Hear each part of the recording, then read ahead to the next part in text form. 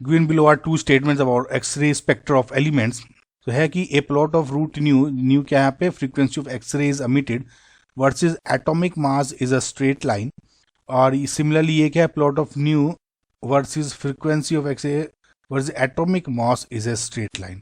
ठीक है, अब इसमें अगर आप देखोगे तो गाइज एज पर मोजलेज लॉ, देखिए इसमें क्या है ना, एक मोजले का लॉ है एंड एज पर मोजले का जो लॉ है वो जो आपकी फ्रीक्वेंसी रूट न्यू है, okay, frequency root nu is equals to A into Z minus B. इसका मतलब जो ये न्यू क्या है, frequency, Z is basically atomic number, nu is frequency. ठीक है, सो जो स्क्वायर रूट ऑफ न्यू है is equals to A into Z minus B, A and B यहाँ पे कॉन्स्टेंट्स हैं।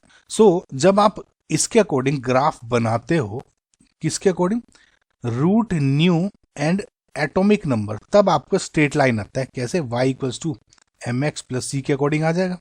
ठीक है, बट इस क्वेश्चन में दिया हुआ है एक तो root nu versus atomic mass, तो रूट न्यू और एटॉमिक मास में देयर इज नो रिलेशन। ठीक है, क्योंकि एटॉमिक मास कुछ ऐसे इस तरह से नहीं बढ़ता, तो एटॉमिक मास और रूट न्यू में no relation is there, so we can not confirm कि इज अ स्ट्रेट लाइन और व्हाट समथिंग एल्स, इस तरह से। तो दिस इज इनकरेक्ट स्टेटमेंट। अब जो ऑप्शन नंबर 2 में क्या है, प्लॉट ऑफ न्यू दिया हुआ है, unlike root nu versus atomic number तो होगा स्ट्रेट लाइन, बट सिर्फ न्यू और एटॉमिक नंबर में देखोगे, न्यू और जेड बेसिकली एटॉमिक नंबर में, तो क्या हो जाएगा, इस तरह का formula, which is not a straight line. Again मैं आपको फिर से बता रहा हूं, plot of nu versus atomic number is not straight line. New और रूट न्यू और एटॉमिक नंबर का होता है स्ट्रेट लाइन में, क्योंकि यहाँ पे रूट नहीं दिया हुआ है। पहले में तो हम एज्यूम कर सकते हैं कि वे रूट नहीं मान रहे थे, यहाँ पे इस तरह का एक्स स्क्वायर का फॉर्मूला हो जाएगा।